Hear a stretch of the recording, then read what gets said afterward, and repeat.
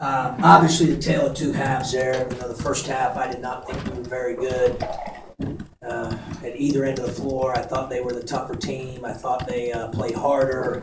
They beat us to loose balls. They beat us up on the glass in the first half with their extra effort. I thought the kid Williams, the freshman, was just terrific with his motor and his competitiveness. His toughness reminded me a lot of the guy we got, Laurent Black. So I thought they really were good in the first half. Didn't think we were very good. Give them credit for being ready to go. They had a one-day prep just like we did. So, and I thought they came out and really set the tone for the game. And then after a polite conversation at halftime, our seniors responded big time in the second half. And I thought we came out with a lot more aggressiveness, a lot more attacking mentality. We were better defensively, and we still made some mistakes, some switches and different things, but at least we played really, really hard. And thought we played with much more togetherness. And then obviously I thought Hill had one of those special nights and games, and he got in such a groove there. Obviously, we've been subbing quite frequently throughout the games we played, exhibition and both regular season, to use depth but I didn't really see a drop off from what he was doing defensively or rebounding. And then obviously at the offensive end, he was in a rhythm, and so we decided to keep him in there and not give him a blow. And I thought that was, allowed him to stay in that rhythm that he was in. He was in a heck of a zone, stepped up like a senior should after our polite conversation at halftime. That's what old guys should do when they're his age, and the hourglass is ticking for those guys. So I thought they really stepped up and made some plays. Our seniors, I thought Finke was good in the second half as well. Was very consistent. We got to get some other guys playing a little bit better, and they will. They will. Questions?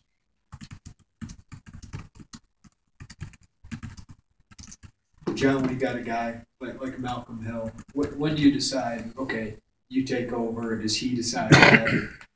He kind of decided that a little bit. He was in such a groove that, obviously he and I were having conversations there in the second half, the last 10 to 15 minutes about what we were going to run and where we were going to get the ball. And he was just really in tune. I sensed that in the second half, like I said earlier. But we really didn't talk, Jeremy, about, hey, you take over the game. Like, that was the thing I thought that was most impressive. I don't know how many times I've seen a guy from the bench during my coaching career get 40 plus in a game.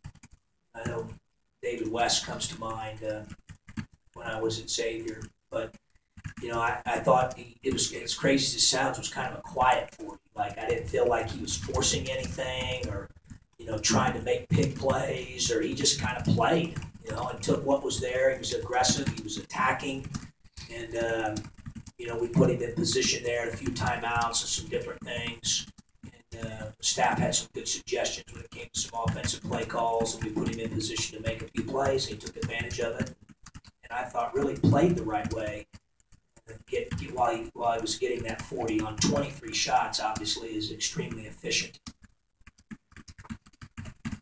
Coach, did Malcolm talk much about his friend that passed away? He just mentioned it to us. Does he? Yeah, talk much about you sure. guys? Yeah, he talks about him frequently and randomly. Both throughout the course of the 4 years that I've coached John. I mean, he's obviously meant a lot to him, and I think sometimes when he's challenged, he digs a little deeper. We all have those things that happen in our lives that give us perspective. I think listening to that story, which I'll let him be the one as to how much of the details he shares, but I think it's one of the things that kind of inspires or certainly motivates him. John, defensively, three-point shots. Seems like you changed a little bit and got better as the game later in the game, but early on, just giving up a lot of looks from three. Is that what's causing that, I guess? I thought we were soft. I didn't think we played hard enough. I didn't think our mental energy in the first half or physical energy was nearly good enough. I just didn't think it was. Now, second half, it was terrific. But to do what we want to do, we better be a lot more consistent with it.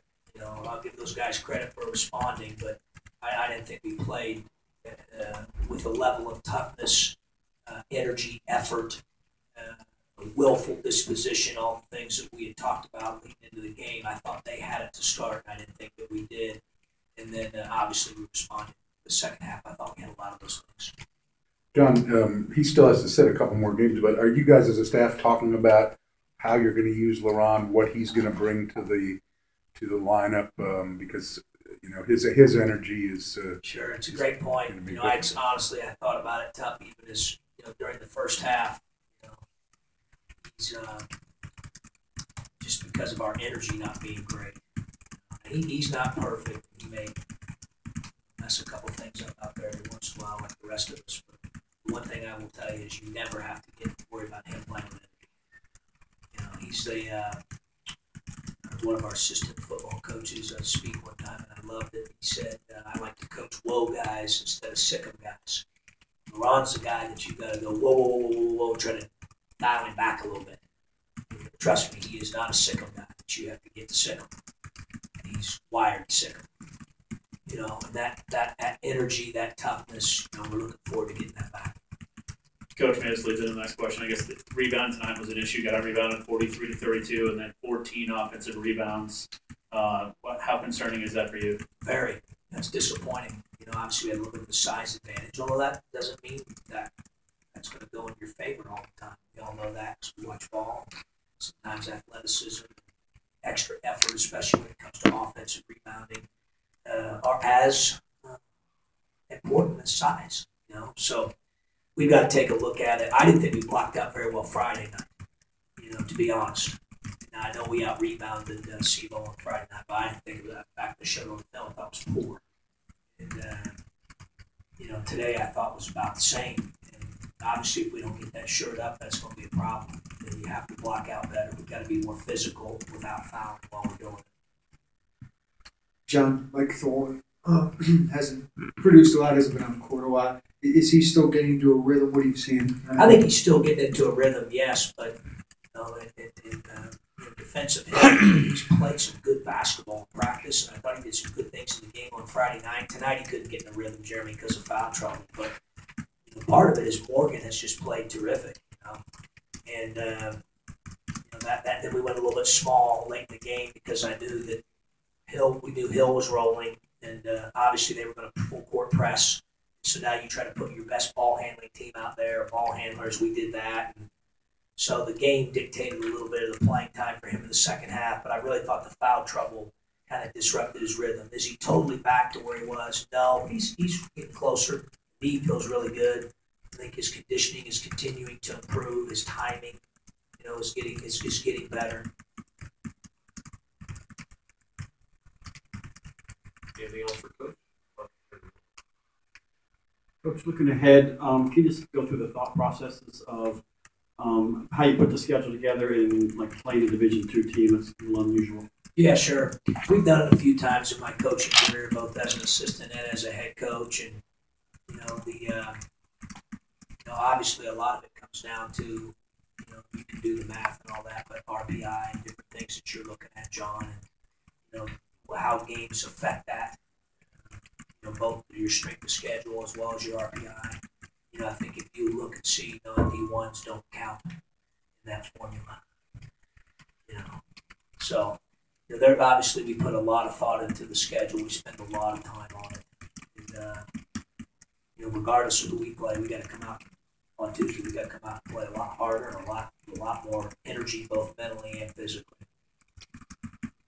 It was the second game in a row where Jalen has had some open shots and just didn't knock them down. Are there any similarities? No, I think part of it, obviously just got the brace off his hand not too long ago. He'll figure that out. And I got no problem with his looks. Every time he shoots it, I think it's going in. Just didn't go in. He'll make it. One more thing. Starting Jalen and Tracy and both point guards, was that just a kind of coming off of Friday's game where they played pretty well together? That was part of it. Then the thought process, too, that they're going to press. They pressed 80% roughly of their possessions in their in their exhibition game and then in their first game on Friday night. They run, press. Obviously, the more ball handling and passing you have out there, the better. Those two have played well together in practice. Lucas has played well with those guys too. So we looked at that some in practice. We certainly have that as a part of our arsenal where we can play 2 point guards together, and it will continue to be a part We also have the ability to play big, which you've seen. We also have the ability to play small ball. We got a lot of flexibility because of our depth, because of guys being able to play multiple positions. Coach, you only had 9 turns tonight. Didn't play as fast maybe as Friday, but were you encouraged by that at all? Yeah, no question. I thought we were better. We had a little sloppy stretch there during the game, but other than that, Derek, I thought we were much better at taking care of the basketball. A lot better. I thought we were more sure with it, and I thought that was a step in the right direction. John, I hate to ask this, but I want to ask you what you thought of the officiating, but it just seemed early in the game when it was 27 fouls in the first half. Did you have to talk to the players about anything in terms of dealing with the way they were calling the game, or did I see it wrong? Yeah, a little bit, but the part is early on, Lauren, with this deal, we've had officials in for practices. Obviously, we've had 2 exhibition games. You know, it's challenging for those guys because there are some things that are different. You know, example the other day, you know, I had one of my relatives hit me with a text and, you know, what was, I think he didn't even do anything. He got a foul on Friday night. And I said, yeah, but he's standing inside the cylinder. And the new rule is if you're flat-footed, you could just be standing there doing nothing. And if there's contact, it's a defensive foul. That's a new rule. You know, and so the official called it right. And the rules, and then sometimes some of the officials will say, you know, it's just the rule. I don't know. Some of them may like it, don't like it, but it's the rule. So there's some of that. There's the new cylinder rule. There's some new things in terms of post play. There's just a lot of new things that I think we've done a pretty good job of adjusting to for the most part. I thought tonight we fouled too much, Lauren. I thought we put our hands on the dribbler too much. We got to move our feet a lot better. You know, a lot of our fouls, certainly early in the game when we had 3 or 4 fouls in the first 5 minutes to start the game, I thought we used our hands too much. We don't teach that. We got to clean that up. That's not what we do. And we've got to be better there. When you're talking about LeBron and what he can do when he comes back, what does Kipper do? Some of the same things? Can he work his way in there, or is it going to be hard for him to get in the rotation? Well, obviously, you know, Kipper is one of those guys that, with his size, 6'6", 6'7". I think one of the things that he brings to the table for us is another guy with versatility. He can really guard and move his feet. He's got a great body. He's physically strong. Right now, as going through his first preseason as a freshman, he's trying to learn the system and terminology, how we guard certain things, how we attack certain presses. You know, those things have all been really good for him. You know, he's certainly not completely polished yet, but he's, you know, much better right now than when he first got here in, you know, December of this past season. So, you know, I think certainly he's got a chance. We're going to take a look at that. But you're right, you know, that motor and toughness that LeBron has, we need Kipper to bring that every day. Is he at the level of LeBron with that motor and toughness right now? Probably not, but he's getting closer.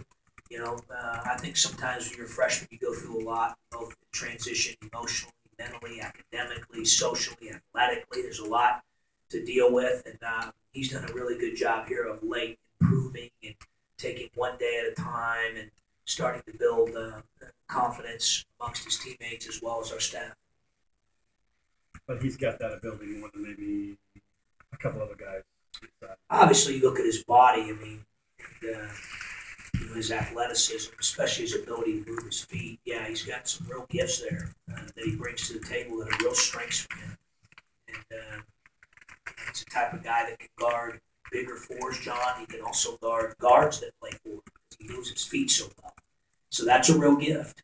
And we get him playing with the same motor and effort, consistency, mindset-wise every day. I think he'll really take another step. He's much better now than he was when he first got here in that area, but we're still working to take more steps there. Anything else for Coach? All right. Thanks, guys.